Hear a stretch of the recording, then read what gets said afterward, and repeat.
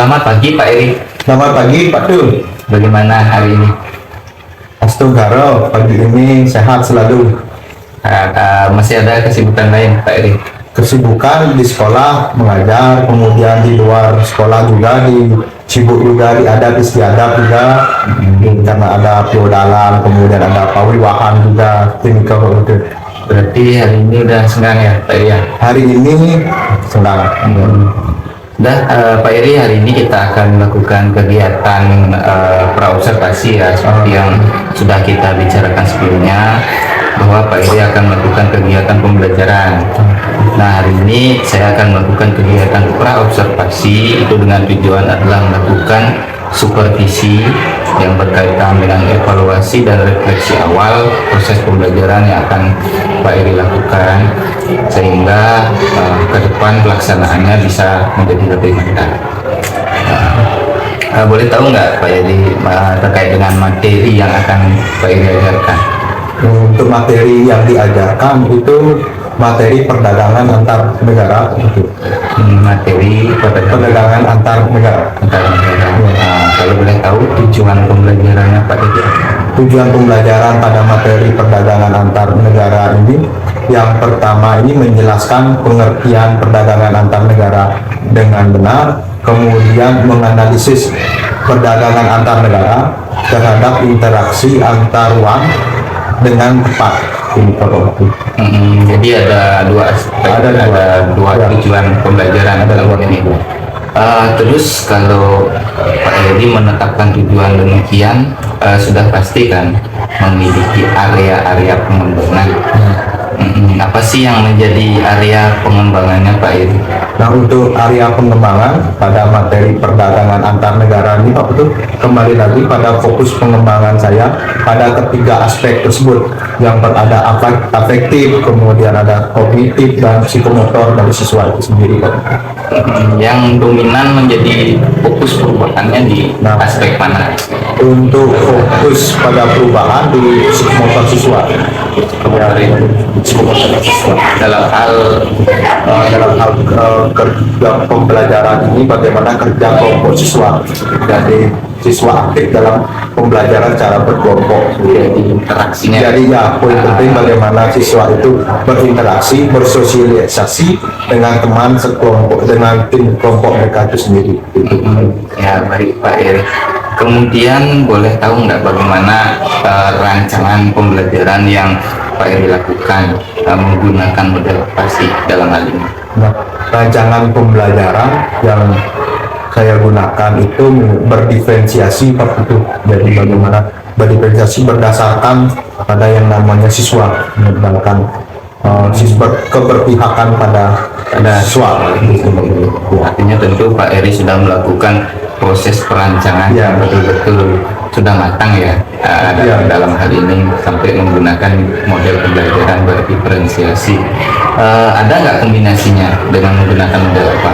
Nah, kombinasi yang saya gunakan dalam pembelajaran kali ini menggunakan problem based learning. Jadi bagaimana pembelajaran itu mendapatkan yang namanya masalah. Jadi siswa mendapatkan yang namanya masalah, memecahkannya sendiri dari masalah-masalah yang ada itu.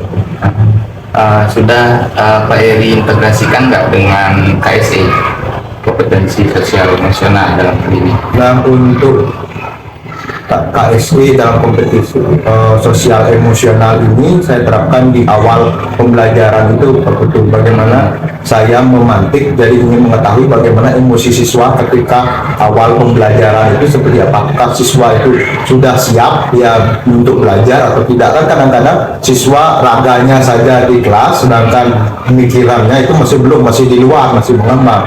Jadi agar dia siap untuk belajar, itu yang perlu pada pengembangan yang seperti Pak itu bilang KSE gitu. Iya, terima kasih Pak Eri untuk tahapan-tahapan pembelajarannya. Saya ingin tahu nih bagaimana gambaran umum terkait dengan tahapan-tahapan pembelajaran yang akan Pak Eri lakukan. Nah, untuk tahapan yang pertama ada bagaimana persepsi, bagaimana memantik memantik kesiapan dari siswa dalam awal pembelajaran tersebut untuk mengkaitkan bagaimana pembelajaran sebelumnya dengan pembelajaran yang sekarang agar berkelanjutan. Yang sebelumnya dalam materi IPS itu ada perdagangan antar daerah, jadi masih dalam satu lingkup daerah di negara Indonesia. Sekarang bagaimana mengkaitkan agar lebih luas lagi pemahaman siswa itu agar dia siap dalam perdagangan antar negara dalam cakupan yang lebih luas dan diberikan yang namanya persepsi itu.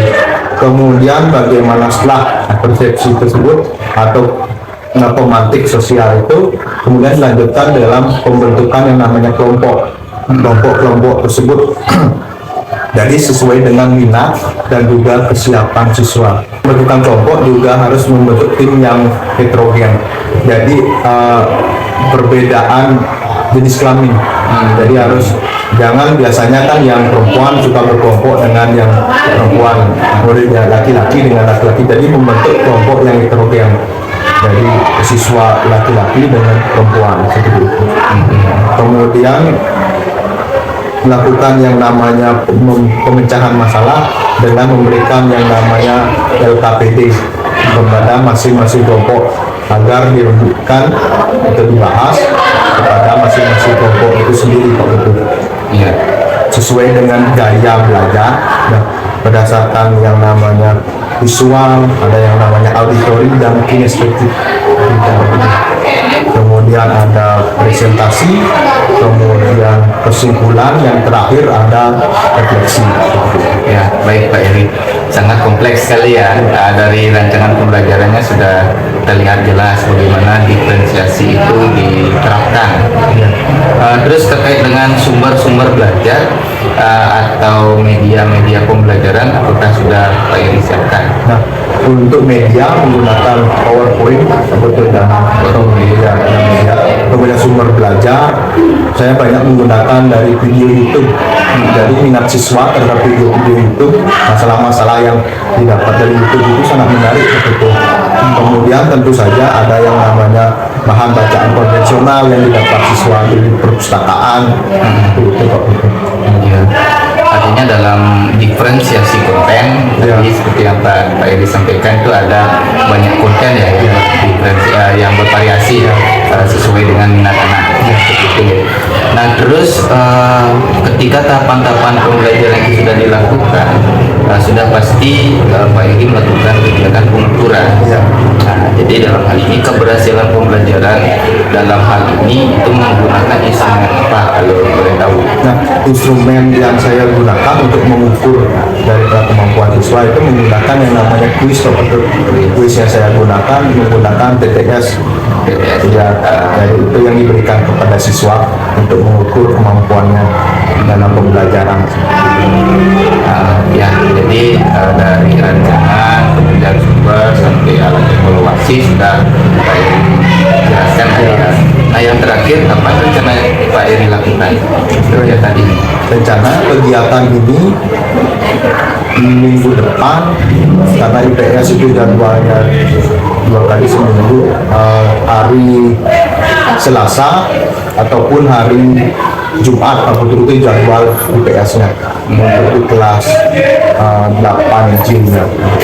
Jadi rencananya Pak Eri akan menerapkannya di 8 J. Ya, 8 J hari Selasa dan atau hari Jumat, dan 2 kali. 2 kali. Nah, jadi karena seperti itu yang rancangan yang sudah Pak Eri tetapkan, istilahnya kapan Pak Eri siap, Selasa atau Jumat, saya akan kembali melakukan kegiatan observasi kelas. Apakah sudah sesuai dengan tahapan-tahapan yang Pak Eri sampaikan di pra-observasi, akan kita evaluasi nanti di pasca observasi. Ya, izin untuk melakukan kegiatan observasi kelas pada saat jam pembelajarannya Pak Eri. Oke, terima kasih Pak Edi atas waktunya. Jadi pada kesempatan ini saya melakukan pra-observasi seperti tujuan kita tadi, yaitu lebih memantapkan. Nah, ada mungkin yang hal lain yang mungkin Pak Edi sampaikan. Sudah Cukup ya? Cukup. Terima kasih dan saya akhiri dengan selamat pagi Pak Edi. Pada asana tangan jari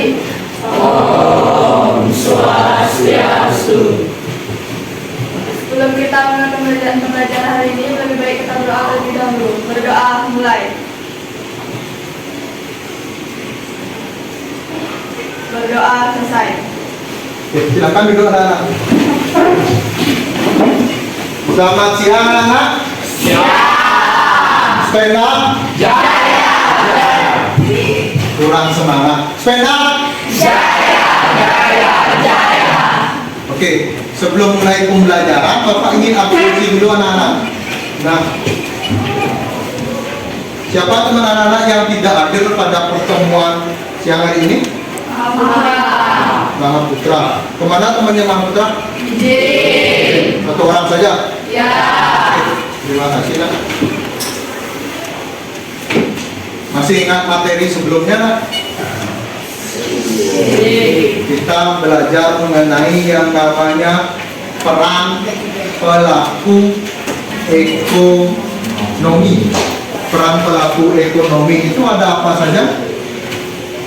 Yang tahu mungkin bisa katakan? Ya apa nak? Peran rumah tangga. Peran pelaku rumah tangga. Ada lagi dari peran pelaku rumah tangga? Apa lagi yang masih ingat? Oke, peran pelaku luar negeri. Apa lagi? Peran pelaku produsen. Oke, apa lagi? Konsumen. Oke, terima kasih setidaknya anda sudah mengingat pembelajaran kita sebelumnya. Jadi dalam peran pelaku ekonomi itu ada rumah tangga konsumen atau keluarga, rumah tangga produsen, kemudian ada rumah tangga pemerintah, yang terakhir ada rumah tangga luar negeri. Jadi untuk menambah semangat anak-anak, karena Bapak lihat anak-anak loyo, jadi siang-siang ini kelihatan murung, mengantuk, Bapak akan ajak anak-anak bernyanyi. Kita akan bernyanyi lagu nasional untuk meningkatkan semangat anak-anak dalam belajar.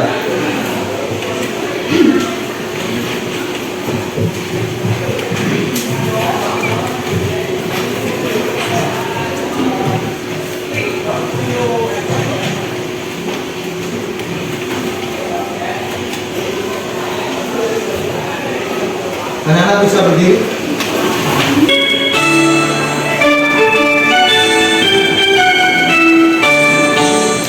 Dari Sabang sampai Merauke, berjejer pulau-pulau, sambungan nyambung menjadi satu. Itulah Indonesia, Indonesia tanah airku. Aku berjanji padamu, menjunjung tanah airku, tanah airku Indonesia.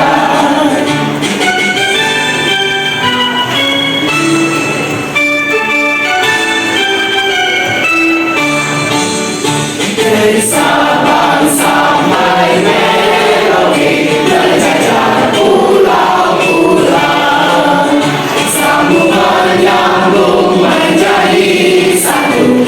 Itulah Indonesia, Indonesia tanah airku. Aku berjanji padamu, menjunjung tanah airku, tanah airku Indonesia.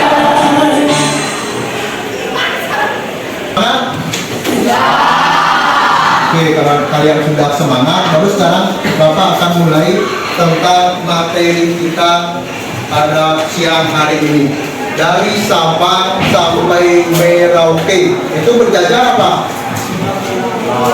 Pulau-pulau. Anak-anak tinggal di pulau mana ya? Pulau Bali. Pulau Bali ini termasuk pulau yang besar atau pulau kecil di Indonesia? Pulau Bali ini termasuk ke dalam gugusan pulau kecil. Nah, yang namanya kecil berarti kita memerlukan perdagangan atau bantuan dari daerah-daerah lain. Di depan video dari Sabang sampai Merauke kan ada berjajah pulau-pulau di samping Pulau Bali. Ada pulau apa nak? Pulau Jawa. Pulau apa lagi? Mana? Kalimantan. Ada Pulau Lombok. Itu yang berdekatan dengan kita. Ya, sehingga adanya interaksi antara Pulau Bali dengan Pulau Jawa, pulau sekitarnya di Indonesia. Sekarang kita masuk ke dalam yang namanya materi kita, yaitu perdagangan antar daerah. Apa sih pentingnya perdagangan daerah? Kenapa kita harus belajar yang namanya perdagangan antar daerah dalam mata pelajaran IPS?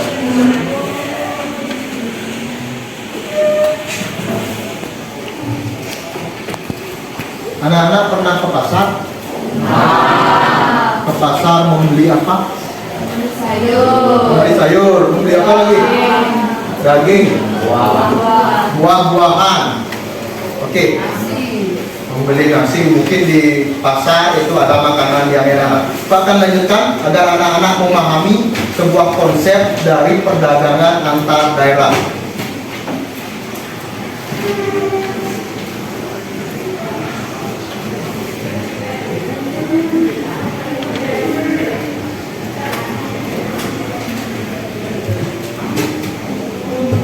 Kompetensi dasar atau KD yang ingin Bapak capai dalam pembelajaran yaitu 3.3. Bagaimana menganalisis keunggulan dan keterbatasan ruang dalam permintaan penawaran teknologi serta pengaruhnya terhadap interaksi antar ruang bagi kegiatan ekonomi, sosial, budaya di Indonesia dan negara-negara Asia. 4.3 itu menjadikan hasil tentang yang namanya keunggulan dan keterbatasan ruang dalam permintaan penawaran teknologi serta pengaruhnya terhadap interaksi antar ruang bagi kegiatan ekonomi, sosial, budaya di Indonesia dan negara-negara lain. Pak, lanjutkan ke indikator pencapaian kompetensi (IPK). Jadi yang pertama itu ada 3.1, jadi menjelaskan pengertian perdagangan antar daerah, kemudian menganalisis pengaruh perdagangan antar daerah terhadap interaksi antar ruang. Kemudian 4.3.1 menyusun laporan hasil analisis perdagangan antar daerah dan pengaruhnya terhadap perdagangan interaksi ruang bagi kegiatan ekonomi. 4.3 bagaimana mengkomunikasikan hasil analisis perdagangan antar daerah dan pengaruhnya terhadap perdagangan interaksi antar ruang bagi kegiatan ekonomi, sosial, dan budaya. Nah, tujuan pembelajaran kita pada siang hari ini yaitu melalui model pembelajaran problem based learning ini diharapkan siswa dapat yang pertama adalah mampu menjelaskan pengertian perdagangan daerah dengan benar. Yang kedua, menganalisis pengaruh perdagangan antar daerah terhadap interaksi antar ruang dengan tepat. Nah, dalam pembelajaran siang ini Bapak melakukan yang namanya penilaian. Penilaian Bapak ada penilaian sikap, bagaimana anak-anak mengucap yang namanya salam, berdoa, kemudian bagaimana sosial, disiplin, santun, teknik penilaian, ada sikap, pengetahuan, keterampilan. Nah, instrumen yang Bapak gunakan pada siang hari ini yaitu sikap. Ada yang namanya buku jurnal penilaian sikap, pengetahuan, kemudian keterampilan. Kemudian dalam pembelajaran remedial yang nilainya berada di bawah KKM. Kemudian ada yang namanya pengayaan. Jadi siswa yang sudah tuntas dalam pembelajaran materi pada siang hari ini. Sekarang baru Bapak akan lanjutkan ke pengertian perdagangan antar daerah. Pengertian perdagangan.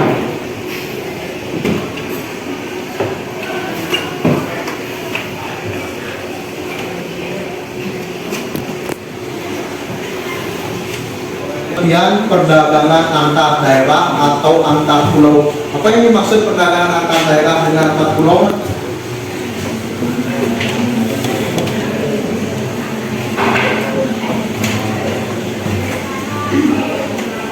Atau pulau dengan penduduk atau lembaga satu daerah atau pulau lain dalam satu batas wilayah negara atas dasar kesepakatan bersama. Oke, perdagangan yang dilakukan penduduk atau lembaga suatu daerah atau pulau dengan penduduk lembaga suatu daerah ke pulau lain dalam satu batas wilayah negara atas dasar kesepakatan bersama. Anak-anak pernah melakukan yang namanya perdagangan antar daerah atau antar pulau? Tidak, belum pernah sama sekali. Punya HP Android, punya HP iPhone, punya HP pintar di rumah, isi aplikasi Shopee. Pernah belanja di Shopee? Belanja di Shopee itu termasuk perdagangan antar daerah atau tidak? Termasuk kan? Misalnya reseller atau penjualnya berasal dari luar Pulau Bali, misalnya dari Jawa, dari Kalimantan. Anak-anak itu sudah menjadi yang namanya pelaku perdagangan antar daerah. Sudah paham anak apa yang dimaksud perdagangan antar daerah? Oke, sekarang Bapak lanjutkan ke karakteristik perdagangan antar daerah.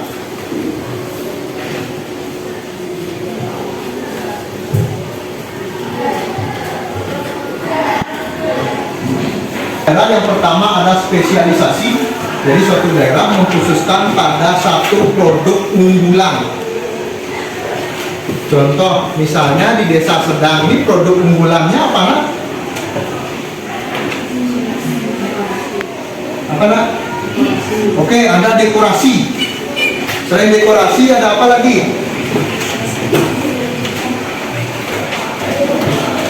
Apa nak? Ojok? Apalagi produk spesialisasi dari Desa Sedang.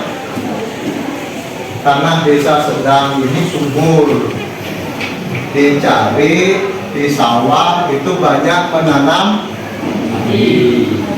selain padi, bunga pacar atau pancah itu produk unggulan dari Desa Sedang.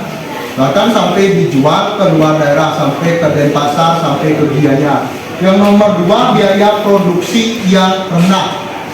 Jadi menjual barang ke luar daerah itu biaya menghemat yang namanya biaya produksi. Yang nomor 3 ada pertukaran barang. Desa Sedang ini memiliki yang namanya tanah subur, banyak petani bunga kacang. Kemudian daerah lain misalnya di daerah Plado itu cocok untuk bunga kacang atau tidak? Cocok untuk bunga kacang atau tidak? Di Plado cocok. Daerah ini buah-buahan, buah jeruk itu cocok. Kemudian ada yang namanya tomat, itu merupakan perbedaan ada pertukaran barang. Dari daerah Plado itu menjual jeruk ke Sedang. Daerah Sedang ini menjual yang namanya bunga kaca ke daerah yang namanya Plado, ke Petang. Nomor 4 ada saling kerjasama. Jadi ada perpindahan barang dari satu tempat ke tempat lain. Ini contohnya. Nomor 5 mengejar laba. Ini sudah pasti. Karena tahu laba kan? Apa arti laba?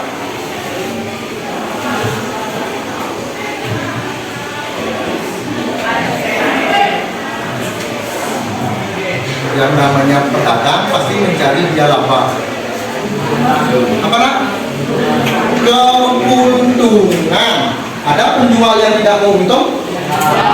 Yang namanya pedagang pasti mencari untung. Apalagi sekarang dekat dengan hari raya, pedagang itu berlomba-lomba mencari untung sebanyak-banyaknya. Yang terakhir ada kepuasan yang namanya maksimum.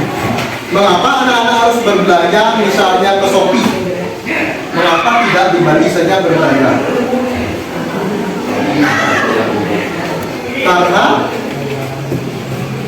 barang yang lebih banyak itu yang disebut dengan yang namanya kepuasan maksimum, lebih puas.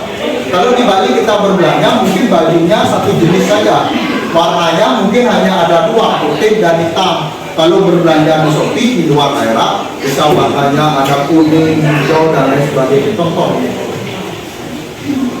Kalau kan ketujuan perdagangan daerah jadi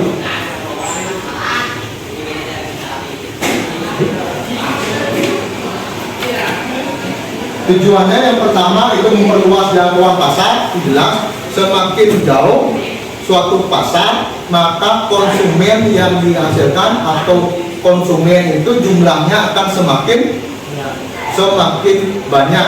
Kalau jualan pacar di desa sedang, konsumennya kan sedikit.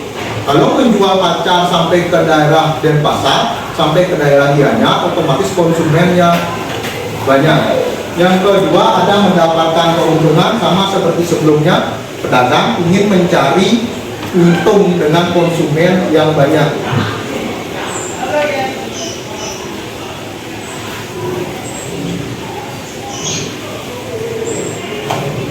Kita lanjut lagi, yang namanya faktor pendorong yang mendorong perdagangan antar daerah.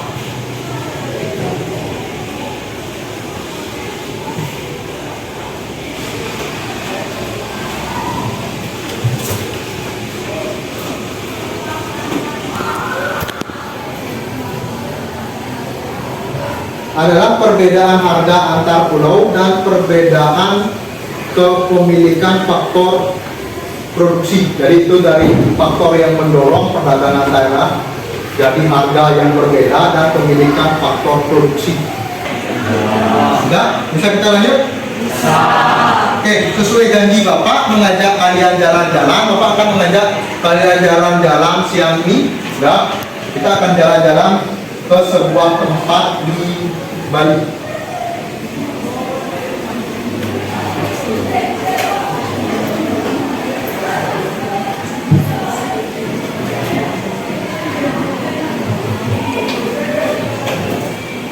Ini sebagai pusat transaksi.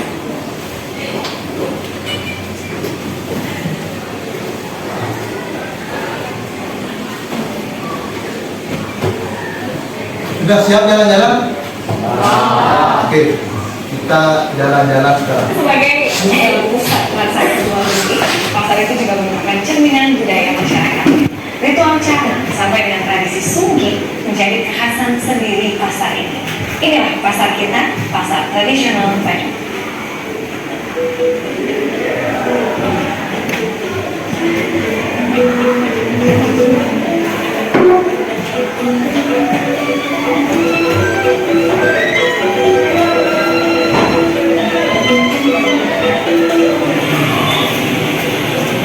Sebagian besar umat Hindu di Bali kini telah memilih cara praktis untuk menjalankan ritual keagamaannya. Serba membeli sarana upacara pun kini sudah menjadi tren. Dan inilah salah satu pasar tradisional terbesar yang ada di Bali, Pasar Badung.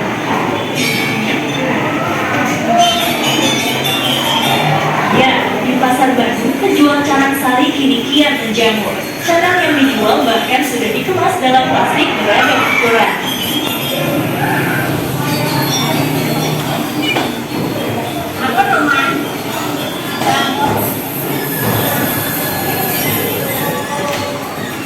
Canang tangkil yang beralaskan daun pisang pun sudah tersedia. Masyarakat Bali tinggal datang dan membeli. 20 bungkus canang sari dijual seharga Rp7.000. Tapi bila musim hari raya tiba, bisa melonjak hingga Rp15.000 per bungkus. Tentu, peluang bisnis sarana upacara ini tak disia-siakan para pedagang canang. Oke, gimana jalan-jalannya? Seru?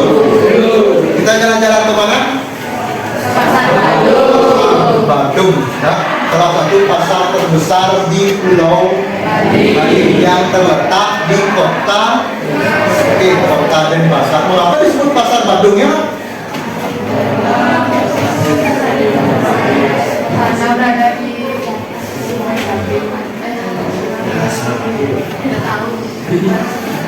Karena berada di dekat Sungai Badung, walaupun dia tempatnya berada di Denpasar. Ya, itu yang menjadikan namanya menjadi Pasar Badung. Dalam video tersebut ada komoditas apa saja yang dijual? Tanah, buah, sayur. Buah apa yang ada dalam video tersebut? Salah apa? Salah Bali itu merupakan buah endemik, buah yang khas dari Pulau Bali. Lebih tepatnya lagi itu berasal dari Kabupaten Karangasem, karena khas, karena rasanya yang manis dan juga kadang-kadang ada yang asam. Itu salah satu bentuk daripada kekhasan produk yang dihasilkan oleh Pulau Bali. Selain itu juga ada apa lagi Nam? Ada buah jamu merah. Yaitu anak-anak bilang ada canang. Nah di canang itu ada bunga pacar kan? Yang seperti sebelumnya Bapak sampaikan bahwa bunga pacar adalah komunitas utama dari desa Senang, desa kita di sini, yang dikirim ke Badung untuk memenuhi kebutuhan masyarakat Badung akan yang namanya canang sebagai sarana persembahyangan. Oke, sudah paham mengenai yang namanya perdagangan antar daerah? Nah, untuk semakin meningkatkan pemahaman anak-anak dalam perdagangan antar daerah, Bapak sudah mengirim link di grup kelasnya masing-masing. Sudah? Anak-anak kan sudah membentuk yang namanya kelompok. Silakan anak-anak duduk berdasarkan kelompoknya masing-masing. Ayo silakan.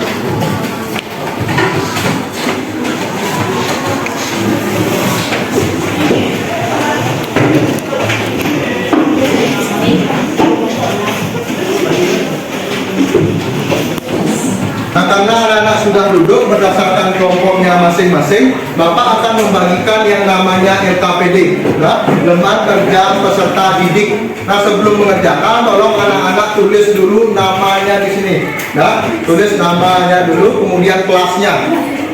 Kemudian dalam LKPD Bapak ini ada beberapa pertanyaan yang harus anak-anak jawab, ya, sesuai dengan video yang telah Bapak bagikan berdasarkan masing-masing kelompok. Oke, sekarang akan Bapak bagikan.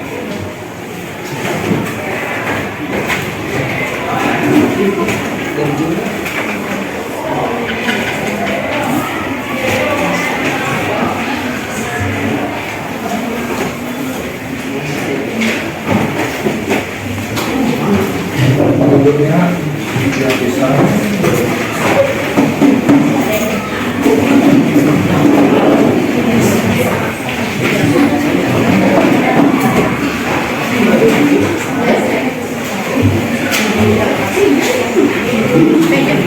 Sudah semua? Sudah? Untuk waktu diskusi Bapak berikan waktu 20 menit. Silahkan anak-anak kerjakan.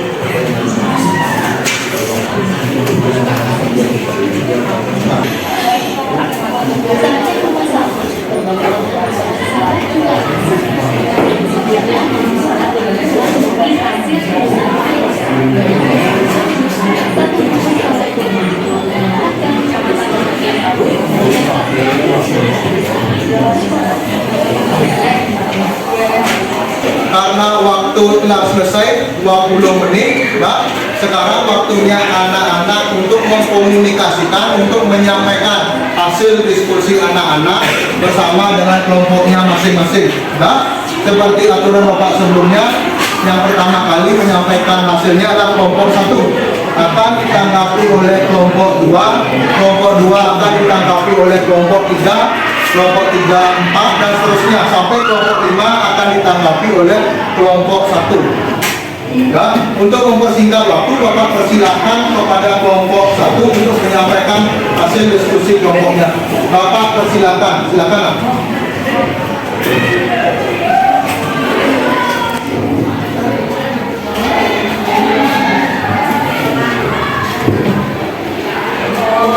Swastiastu. Selamat siang semuanya. Saya dari kelompok 1. Saya dihadirkan di kelompok saya akan menjelaskan materi yang saya akan menjelaskan tanya dan sekaligus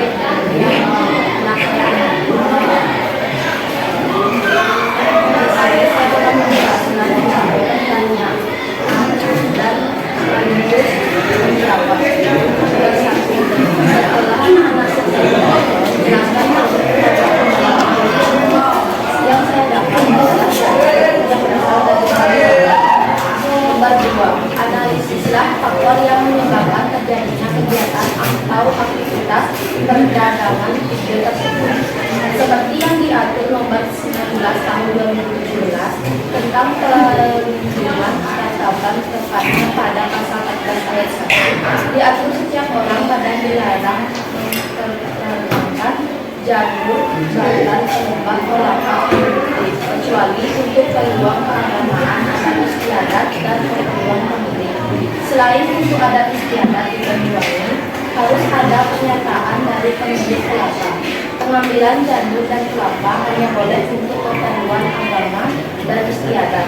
Bagi pihak yang melanggar juga diancam penjara atau denda paling banyak 50 juta. 3. Identifikasi apa manfaat melakukan perdagangan antar daerah melalui produk tersebut. Untuk mengurusi pembunuhan jadul di Pulau Bali yang sangat banyak petikang budaya agama Hindu. Oke, terima kasih. Itu hasil dari komunikasi kelompok 1. Dari kelompok 2 ada pertanyaan yang disampaikan kepada kelompok 1. Silakan untuk Pak, silakan. Kami dari kelompok 2 ini bertanya kepada kelompok 1. Bagaimana jika jalur dari Banyuwangi dilarang dijual ke Bali?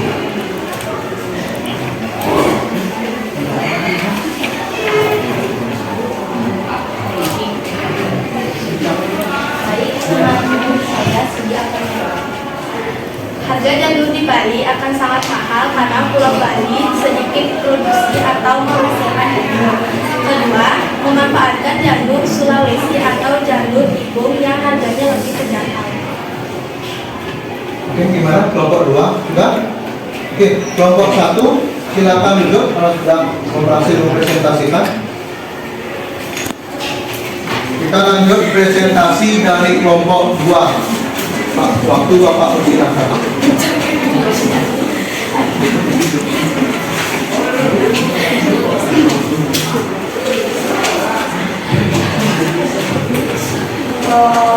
Swastiastu. Halo semuanya, perkenalkan kami dari kelompok 2 ingin menjelaskan tentang video yang kami analisis. Sebelum kita memulai presentasi ini, kami memperkenalkan terlebih dahulu. Perkenalkan, nama saya Nindari Jantari dan di samping saya Baik, saya akan menjelaskan tentang video yang saya amati, yaitu adalah tentang buah anggur dari Buleleng. 1. Jelaskan produk perdagangan dalam video tersebut. Produknya adalah anggur hijau yang berasal dari Buleleng. Kedua, analisislah faktor yang menyebabkan terjadi. Kelompok 2, kelompok 3, kelompok 4, 5 sudah menampilkan yang namanya hasil diskusi yang luar biasa, yang penuh semangat. Dan untuk selanjutnya, Bapak ingin mengetahui seberapa besar kemampuan anak-anak dalam memahami yang namanya materi perdagangan antar daerah. Bapak sudah membawa oleh-oleh dari rumah berupa teka-teki silang.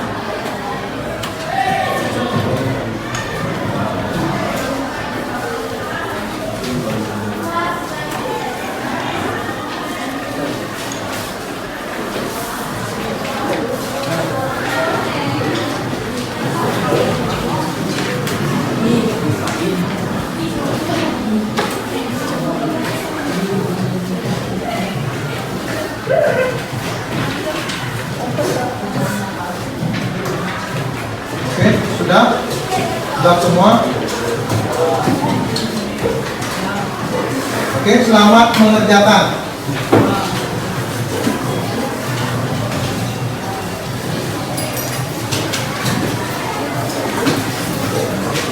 Oke, stop. Silakan kalian masukkan saja yang namanya buku kertas itu, biar tidak terlihat di kamera. Masukkan. Jangan tadi CTK ya Pak.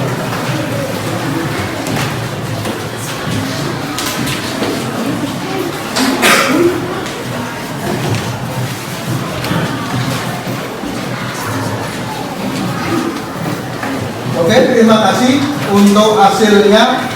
PTL-nya sudah Bapak terima. Untuk selanjutnya, ada yang bisa merangkum tentang apa materi kita pada pertemuan hari ini? Siapa yang mau merangkum? Silakan angkat tangan. Ya. Ya, akan merangkum perdagangan antara pedagang merupakan perdagangan yang dilakukan dalam lingkungan satu pulau atau berbeda pulau dalam batas negara berdasarkan kesepakatan bersama. Oke, silakan duduk. Terima kasih jawabannya sudah. Jadi perdagangan antar daerah itu perdagangan yang dilakukan dalam satu lingkup daerah atau pulau dalam lingkup satu negara kesatuan Indonesia dengan yang namanya kesepakatan bersama. Ada yang ingin menyampaikan pendapat lagi? Ya, silakan lah.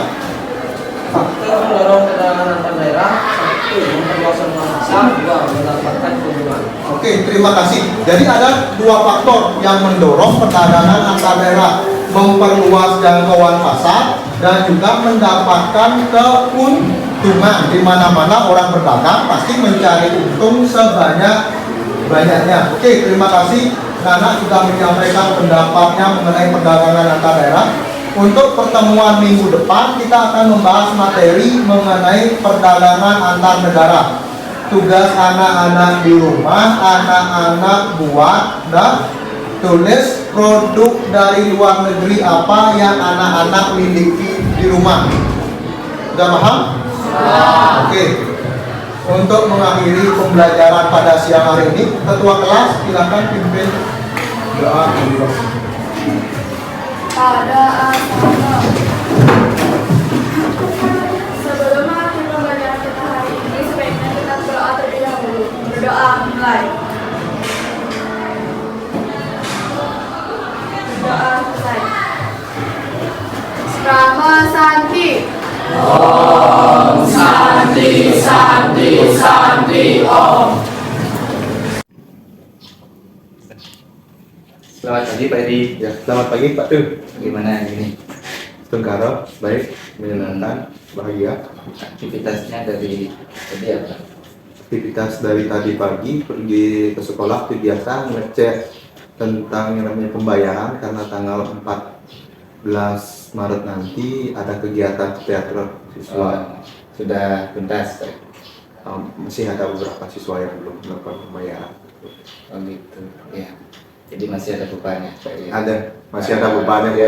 Hari ini kan relax ya? Astagfirullah, hari ini bisa relax, bisa santai ngobrol dengan Pak Putu dan Ibu. Iya. Terus semalam saya ada sempat chat Pak Edi ya terkait dengan kegiatan kita hari ini.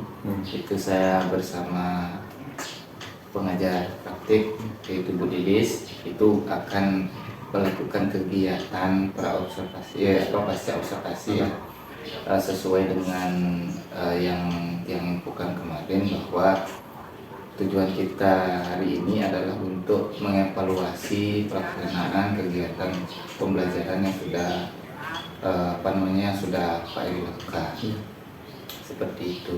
Nah, jadi bagaimana kita nanti secara bersama-sama untuk melakukan pemuatan itu berbasis kucing ya. Bagaimana hari ini, sudah siap Pak Edi? Siap. Sudah siap ya. Ada beberapa informasi yang butuhkan dari Pak Edi. Nanti santai aja ya, tapi nggak ada kopi. Tunggu enak ya. Nggak ada kopi. Tadi pasti ada kopi ya. Sudah kopi. Nah, terus berdasarkan kegiatan yang sudah kita lakukan, bagaimana Pak Eri bisa melakukan suatu refleksi, apa proses kegiatan yang menurut Pak Eri, apakah proses pembelajaran dari yang sudah Pak Eri lakukan itu sudah tercapai kemarin? Oke, terima kasih Pak Putu. Mungkin ada beberapa poin yang sudah tercapai, ada yang juga yang belum.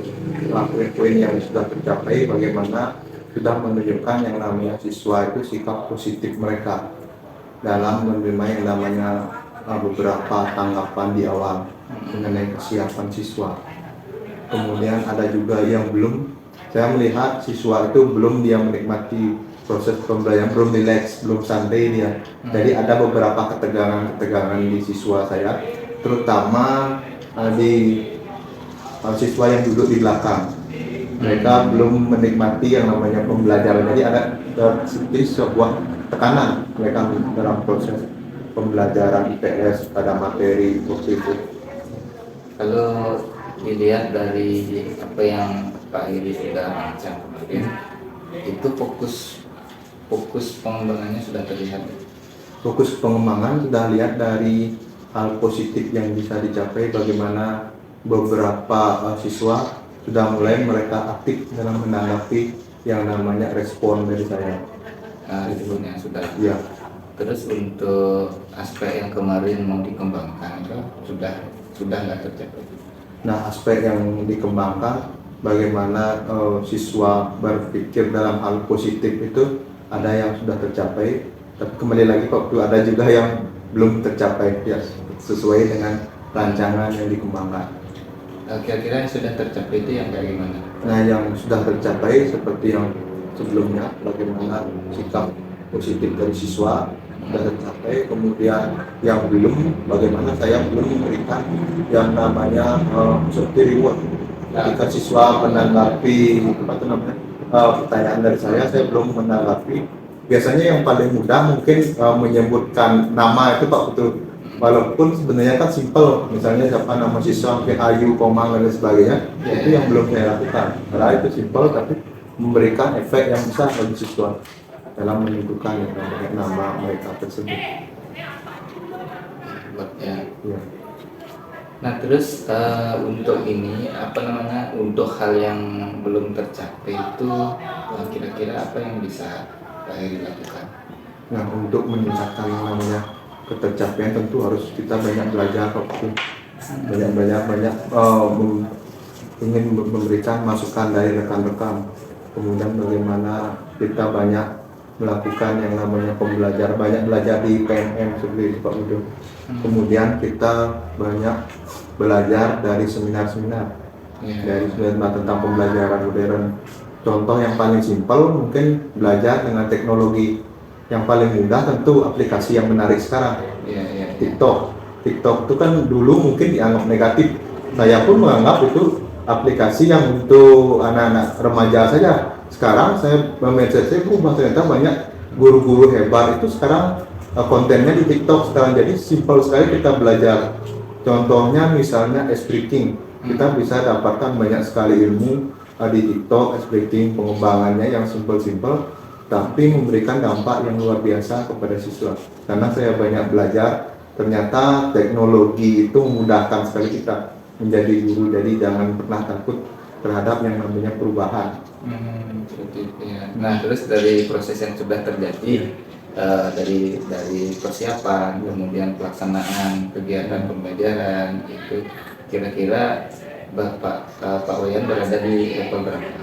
Dari nilai 1 sampai 100? Mungkin dari 1 sampai 100 saya masih menganggap diri saya masih jauh Pak Putu, mungkin sekitar angka KKM lah 78. Saya masih jauh dari sebuah guru yang sempurna.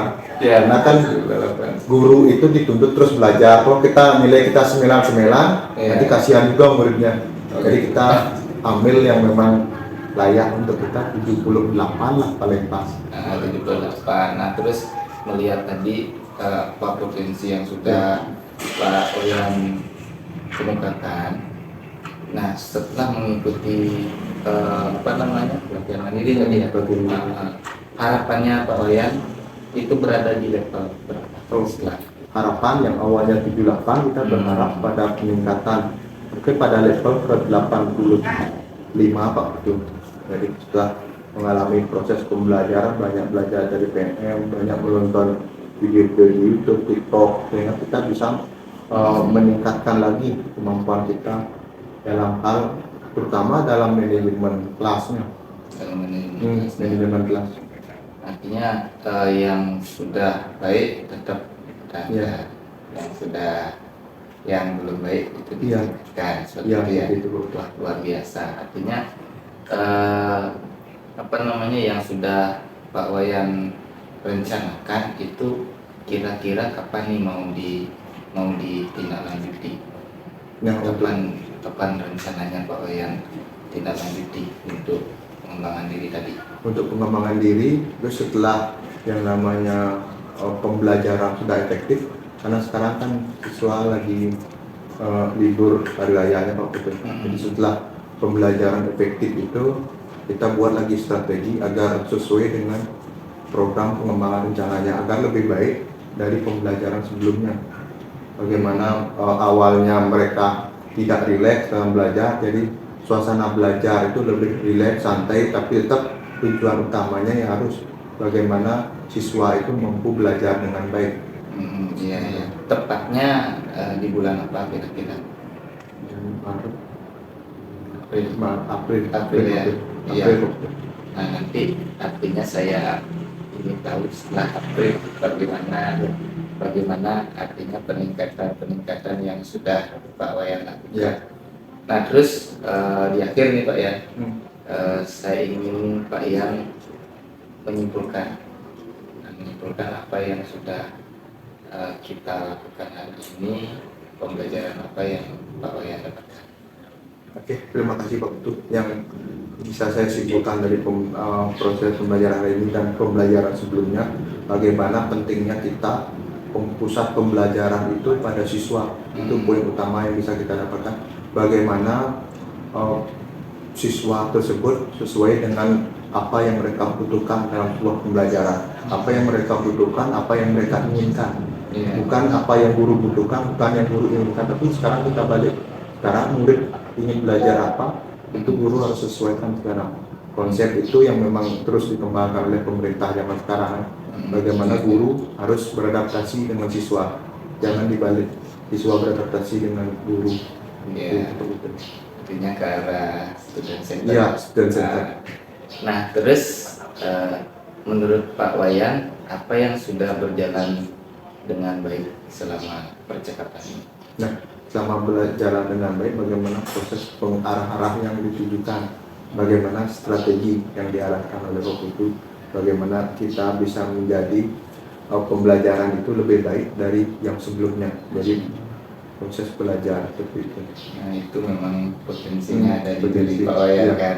Nah, terus apa yang masih perlu Pak Wayan tingkatkan? Nah, diperbaiki dari kegiatan. Yang perlu dikembangkan, yang diperbaiki dari kegiatan ini mungkin bagaimana kita lebih mampu memahami siswa. Kalau kita diberikan siswa yang nakal-nakal, kita seharusnya bersyukur. Jadi itu merupakan siswa yang nakal, siswa yang malas, itu merupakan guru yang terbaik bagi kita, bukan siswa yang pintar. Di sana kita bisa banyak belajar bagaimana kita bisa beradaptasi dengan yang namanya siswa-siswa tersebut. Bagaimana kita lebih tahu kondisi siswa secara individual. Jangankan pembelajaran dulu kan semua siswa itu sama. Sekarang harus dibedakan. Nah, kembali ke konteks kucing ya. Jadi untuk permasalahan pertanyaan kan sudah ya, artinya yang sudah menyampaikan kebetulan kemudian apa yang sudah baik dan sudah berhasil. Nah, sekarang fokus ke aspek kucing kita. Menurut Pak Ian, apa yang masih perlu diperbaiki dalam kucing ini? Tentunya apakah saya selaku coachnya, apakah Pak Ian selaku kucingnya, apakah tempat apa-apa yang perlu ditingkatkan? Tempat itu sudah baik. Untuk coach sebagai Pak Putu ini sudah sangat luar biasa sekali. Pak Putu ini luar biasa dalam memotivasi rekan-rekannya, itu luar biasa. Bagaimana rekan-rekan itu bisa lebih baik, positif, itu hebatnya Pak Putu. Mungkin saya kenal Pak Putu sudah lama, itu sekitar 10 tahun, karena dulu rekan kerjanya Bapak. Jadi kenal udah lama, sudah tahu bagaimana Pak Putu ini luar biasa dalam memotivasi orang lain untuk maju. Itu yang saya juga ingin banyak belajar dari Pak Putu, bagaimana bisa memanajemen diri. Saya hebat seperti itu. Bagaimana kita belajar menjadi guru yang memang disukai oleh yang namanya siswa, agar siswa menarik. Itu Pak Putu. Nah, menurut Pak Yan, apa yang mesti dilakukan sehingga saya selaku coach bisa dipenuh dalam kegiatan ini? Nah, bagaimana Pak Putu ini agar mau banyak meluangkan waktunya untuk mendidik lah, memberikan motivasi bukan hanya kepada saya sebagai, tapi kepada guru-guru yang lain. Itu pesan saya, agar bagaimana perubahan itu bukan hanya kepada satu guru saja, tapi lingkup satu sekolah SMP 2 Abian Semar, sehingga sesuai dengan perubahan kan, bagaimana guru menggerakkan bukan hanya satu guru saja, tapi satu sekolah digerakkan oleh Pak Putu, misalnya dan juga Miss Oma gitu. Ya, terus untuk memperbaiki, untuk meningkatkan kualitas diri Pak Yan dalam kegiatan coaching ini. Nah, untuk meningkatkan kualitas diri tentu kita harus banyak belajar juga Pak Putu, bagaimana di PNM, bagaimana proses pembuatan, terutama dalam yang mungkin kesulitan bagaimana aksi nyata itu menjadi masalah besar bagi guru mungkin sekarang menyiapkan parent. Kemudian bagaimana kita banyak belajar dari guru-guru yang lain, guru-guru hebat. Baik, terima kasih Pak Yan. Nantinya semua rangkaian kegiatan sudah kita lalui ya. Nah, kembali ke akhir sekarang, ke penghujung kita ya. Penghujung, jadi itu yang sudah bisa kita diskusikan tadi terkait dengan pelaksanaan kegiatan yang sudah pernah kita lakukan ya. Artinya bagaimana perasaan Pak Yan ini? Perasaan tetap kita harus selalu senang, bahagia menjadi seorang guru. Itu kan harus ketika masuk kelas kita harus senyum dulu Pak Putu, itu bukti. Kalau kita masuk kelas sudah cemberut, sudah marah, berarti suasana sudah rusak. Jadi dimanapun harus tetap orang Indonesia bahagia dan senyum. Ya. Nah, jadi demikian pertemuan kali ini Pak Yan. Nanti kita akan bertemu di pertemuan selanjutnya untuk melihat bagaimana pelaksanaan rencana tindak lanjut yang sudah Pak Yan sampaikan ini. Mungkin ada yang perlu disampaikan lagi Pak Yan? Sudah Dari Ibu? Sudah ya. Artinya terima kasih atas kesempatannya, waktunya Pak Yan juga bersama Ibu Lilis telah mengikuti kegiatan coaching ini dengan baik. Untuk itu yang akhiri dengan selamat siang Pak Yan. Ya. Nah,